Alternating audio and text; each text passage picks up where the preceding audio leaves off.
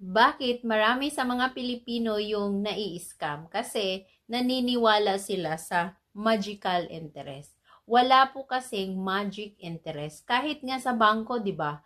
Bibigyan ka lang ng less than 1% or 1% lang yung interest. Kung may pera ka sa bangko na 10,000, tapos yung edad mo is 29, di ang bangko magbibigay sa'yo ng 1%, di every 72 pa magdodoble yung pera mo. Kasi dito sa roll of 72, bibigyan ka ng any interest na magdodoble yung pera mo.